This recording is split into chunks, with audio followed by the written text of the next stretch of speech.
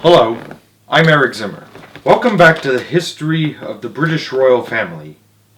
When we last left off, we were talking about the House of Saxe-Coburg-Gotha and about King Edward VII and King George V. And now we come to the last family in the British royal family. I mean, the one with the last family name, which is its current name, the Windsors, and about how George V's eldest son, who became King Edward VIII, nearly destroyed the monarchy. Well, this is a pretty interesting story, and one you've probably heard about a lot of times before. Ready? Alright, let's begin.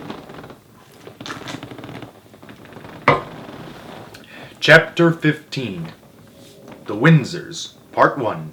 A Loose Cannon. Quarrels between monarchs of England and their eldest sons had been going on for almost 2 centuries when King George V came to the throne in 1910. George and his son and heir, Prince Edward, would carry on in the same way. But their quarrel was much more serious than any before. So grave, so fundamental was this particular dispute that the royal family themselves believed they were finished. Essentially, the problem with Prince Edward Albert Christian George Andrew Patrick David, known as David within the royal family, was that he did not wish to be a prince. He wanted nothing to do with the pomp and pageantry that went with being royal. Royal duties bored him. He hated privilege. He hated formality. What he wanted was to be ordinary, something no royal could ever hope to be. All this set David on a collision course with his parents, King George V and Queen Mary of Teck. Their devotion to duty was total. If it meant making personal sacrifices, such as lack of privacy and a limited choice of friends, that was too bad. Royal rules had to be obeyed. David, of course, wanted to toss out royal rules. The first public sign of how he felt came in 1911. That year, at the age of 17, he was invested the Prince of Wales at a grand ceremony at Carnarvon Castle in Wales. Photographs of the event show him looking sulky and glum. This is him. Later on, David did everything he could to test the limits placed upon him by royal birth. During World War I, he insisted on going to France and the front line of the fighting. Everyone was horrified. Suppose David was taken prisoner by the enemy. Suppose he were killed. It would not do. The heir to the throne had to be protected. David would have none of it. He went to France. He went right to the front line. And he was there, in the trenches, while British soldiers were under fire. The prince is always in the thick of it, one soldier wrote home to England. Only last night he passed me when the German shells were coming over. Despite the dangers and the risks, David loved every minute of it.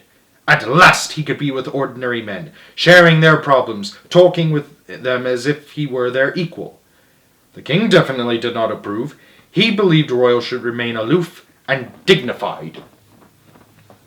He told David, "The war has made it possible for you to mix with all manner of people. But don't think this means you can act like other people. You must always remember who you are."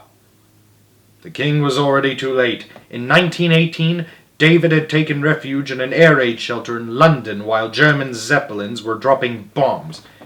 There he met a young married woman, Frida Dudley Ward. David fell madly in love with her. Within a short while, they were all but living together. For a prince to have a new mistress was, of course, nothing new. But Frida Dudley Ward was David's entry to the sort of social life where he at last felt at home. It was not the stiff, starchy circle of good families approved by his parents. It was the so-called demi-monde, the twilight word of wild all-night parties, fashionable nightclubs, loose morals and shady people. They included social climbers, gold diggers, and profiteer millionaires. These were not the sort, according to the king, that his son should have had anything to do with. David's parents tried to cure him by sending him on overseas tours. But the cure never worked. On his return to England, David simply took up where he had left off. He was back at the parties and nightclubs almost as soon as he got off the ship. After a while, David took on another mistress, a beautiful American, Thelma, Lady Furness, a sister of Gloria Vanderbilt. Thelma, too, had a large circle of fun-loving friends. In 1931, she introduced David to two of them, Wallis Simpson and her second husband, Ernest. At first, the Simpsons were just two more of David's acquaintances. But in 1934, Thelma had to return to the United States. She left the little man, as she called David, he was only 5'7", in the care of Wallis Simpson. It seemed like a safe bet. Wallis was plain, scrawny, and a little sour-faced. Thelma reckoned she was no competition.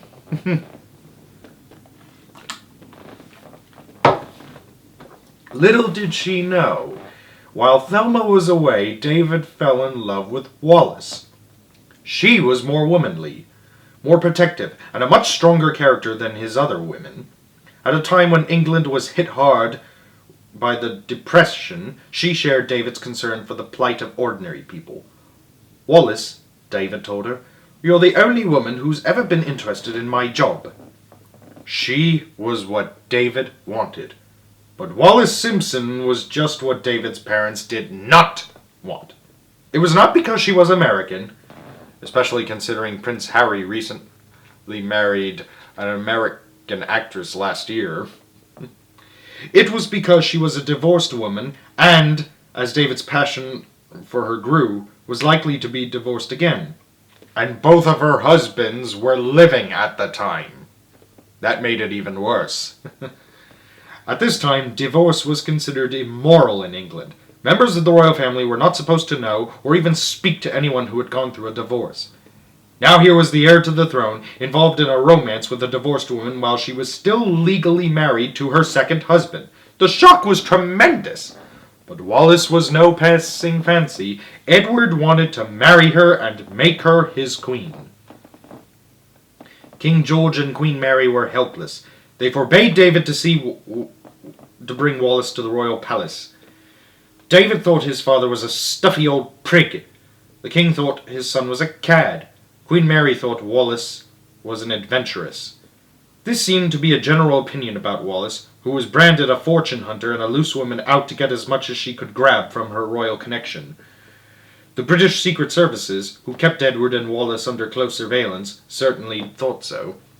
Early in 2003, their reports were made public for the first time and revealed that Wallis was very careful to feed Edward's infatuation for her. She kept secret from both the prince and her husband Ernest Simpson that she was having an illicit affair with a car salesman named Guy Trundle and fended off all other women who might get near her royal lover. Meanwhile, the public in England knew nothing of the growing royal crisis. There was no television. Cinema newsreels were carefully censored. So too were radio broadcasts. Few people took holidays abroad, where the foreign press was full of the story. By general agreement, newspapers in England kept quiet about the whole affair. But sooner or later, the truth was bound to come out. On January 20th, 1936, King George V died. David, the Queen, and the other members of the royal family were at his bedside. Queen Mary courtesied to her son in recognition of him as new king, Edward VIII, but she could not help remembering what her husband had once said. "After I'm dead, the boy will ruin himself, this family, and this nation within 12 months. How right he was. Now he could show off Wallis to everyone, and the way he did it was outrageous.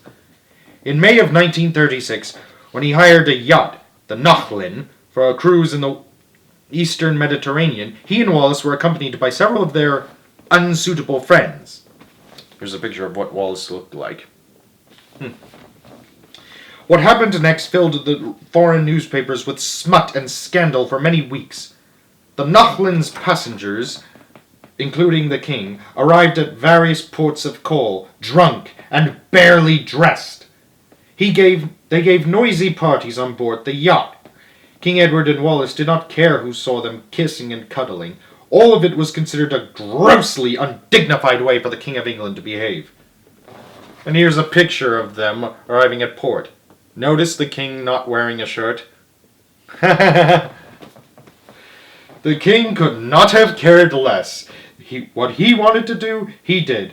And damn what anyone else thought. To oppose him over doing anything, Queen Mary wrote, is only to make him more determined to do it. At present he is utterly infatuated with Mrs. Simpson, but my great hope is that violent infatuations usually wear off. It did not wear off. In July of 1936, while the King and Wallis were still cruising on board the Nachlin, her divorce proceeding was already underway. The case was due to be heard in court on October 27th.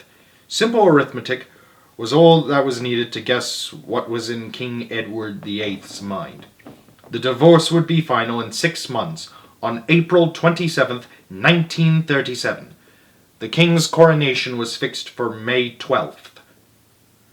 There was just enough time for Edward and Wallis to get married and be crowned king and queen soon thereafter.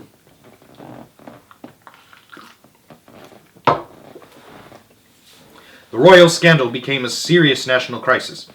Prime Minister Stanley Baldwin was called in. He tried to persuade the king to give up Mrs. Simpson. He failed. The king's own relatives tried. They failed. So did the Archbishop of Canterbury and the governments of the Dominion countries of the British Commonwealth. Australia, New Zealand, Canada, and South Africa all failed. By early December, King Edward VIII had become a man none of his friends wanted to know anymore. They realized the biggest royal scandal of the century was about to break and did not want to be involved. Suddenly, the king's friends started turning down invitations to Fort Belvedere, his personal home. They made excuses not to attend parties or go on royal picnics. They had never liked Wallis Simpson, they said. As for the king, they thought he must be crazy. All this happened within a few days. The English poet Osbert Sitwell dubbed it Rat Week. But as the rats deserted the ship was sinking. When the silence of the news of the English newspapers was broken on December 3rd, the king was on his own. The next day, Wallis fled for safety to France after stones were thrown at the windows of her home in London. From there, she begged the king to let her go, rather than give up his throne for her sake. He would not even think of it. No matter where you go, he told Wallis, I will follow you. What Edward VIII wanted was the throne of England and Wallis, but if he had to choose between them, then the throne would have to go. The throne went on December 10th, 1936, when Edward VIII became the first king of England, and thank God the only king, to abdicate the throne of his own free will. His decision caused anguish in the royal family. The heir to the throne, Edward's younger brother Bertie, Prince Albert Frederick Arthur George, Duke of York, became terrified at the thought that now he would be king. He burst into tears and sobbed on his mother's shoulder. His wife, Elizabeth, the late Queen Mother, said, "It was like sitting on the edge of a volcano." Albert Frederick Arthur George, known as Bertie within the family, had never been trained to be king. He was nervous. His health was poor. He suffered from a stammer. Appearing in public was agony for him. He had a nice, quiet life with his lovely wife and 2 daughters, Elizabeth, the future Queen Elizabeth II, and Margaret. Now that was all to end. No wonder Bertie was so upset. The former king crossed the English Channel into lifelong exile on the night of his abdication. On June 3rd, 1937, he married Wallis Simpson at a chateau in northern France. No member of the royal family was there. The couple were given new titles, the Duke and Duchess of Windsor. But there was only one thing they did not get. Bertie, who took the regnal name King George VI, as a way to emphasize... I'll get to that in a minute, refused to make Wallis a royal highness. He reasoned that with 2 failed marriages behind her, the chances of the third one lasting weren't all that good. He chose the regnal name King George VI, 1, to emphasize continuity with his father, George V, 2 to restore peace in the monarchy after Edward VIII abdicated the throne, and 3 because his first given name, Albert, is a German name.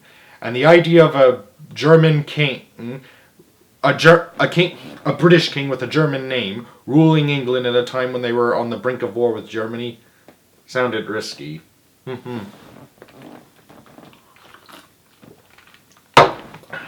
Edward and Wallis never forgave King George or his family. Although Edward had no authority to do so, he himself gave Wallis the title which King George had kept from her. He insisted that everyone address his wife as Her Royal Highness, the Duchess of Windsor. Back in England, the Duke was offered the governorship of the Bahama Islands. The position carried little prestige. The Bahamas were the most insignificant colony in the whole British Empire. Usually its governor was a minor civil servant or a retired army officer. But the islands had one great advantage. They were well away from the war zone. It was a good place to park the Windsors for as long as the war lasted. Once at the Bahamas, the Duke of Windsor could not stay out of trouble. The worst thing that happened while he was there was the murder of Sir Harry Oakes, a mining millionaire. Oakes was a shady character. He lived in the Bahamas to avoid paying taxes and had secret arms dealers for friends. In 1943, Sir Harry was savagely murdered. The Duke personally took charge of the investigation. He had no experience in such matters. As a result, he bungled the case so badly that an innocent man, Oakes' son-in-law, was framed for the crime. Fortunately, he was found not guilty at his trial. But the real killer was never discovered. But there were hints about mafia involvement in the affair. Ever since his abdication, the Duke had wanted to serve his country in a top job, but yet again he had become embroiled in a scandal. The sordid business of Oakes and this kind had rubbed off a little on him, and besides this, he had proven himself incompetent. The mess he had made of the Oakes affair made sure that the Duke was never offered an official post again. At the end of the war in 1945, the Windsors returned to Europe, still shut out by the royal family. They became the stars of the rich, well-heeled social scene. They moved on from one fashionable resort to the next. Barrowitz, Venice. They dined at Maxim's, the Paris restaurant, twice a week. Photographs of them enjoying themselves in nightclubs and luxury hotels appeared in newspapers. They lived the high life to the fullest, and were happily married for 35 years. So much for a third marriage not lasting. But it all came to an end in 1972, when the Duke died in Paris. After that, if anyone still thought of Wallis as a greedy gold digger, out for all she could get, they were proven wrong. For a time she even refused to admit that the Duke was dead, and even had to be forcibly removed from his bedside. "He was my entire life," she said at her husband's funeral at Windsor. "He gave up so much for me. I can't begin to think what I shall do without him." She could not do without him. Wallis was never able to put her life back together again. She would sit alone for hours in the Duke's room, which was kept exactly as it was when he died. "Good night, David," she would say before going to bed. Wallis went into a steady decline. She ended up paralyzed and crippled. She spent her last years lying in bed, surrounded by pictures of herself and her husband. She lived in the past, dreaming of the years they had spent together. Wallis died in 1986 at the age of 89. She was buried next to Edward at Windsor. Queen Elizabeth II and her family attended the ceremony. The Duke had always wanted Wallis to be accepted into the royal family. In death, she had managed it at last. But there was still no official Her Royal Highness title. The plate on her coffin read simply, Wallis, Duchess of Windsor, born 1896, died 1986. George VI had died 20 years before his elder brother in 1952. The good name of the English royal family had taken a frightful battering in the abdication crisis of 1936. But in his reign, the royals themselves believed they were finished. But in his reign of 15 years, King George VI and his admirable Queen Elizabeth had done a first-class repair job. The royal family became respectable once again. This time there was no troublesome heir to ruin the effort. The love and affection King George VI felt for his heir, Princess Elizabeth, was so great that his eyes filled with tears whenever he spoke of her. The long series of royal quarrels was over. This did not mean that Elizabeth II was going to escape trouble and scandal. Trouble made its appearance very early on the day of Elizabeth's coronation, June 2nd, 1953. That same day, outside Westminster Abbey, her younger sister, Margaret, was caught on camera picking a piece of fluff off the uniform of Group Captain Peter Townsend of the Royal Air Force. It seemed the sort of thing a woman did when she regarded a man as hers. Townsend was a royal servant, a former wartime fighter pilot and an equerry to the new queen. Beady eyed journalists watched the scene and took note. A new royal romance was in the air. But so was a new scandal. Peter Townsend was a divorced man and an untitled commoner. By the royal rules of the time, he had no business romancing the sister of a queen. And we shall find out in the last chapter next time. Thank you. Have a good night.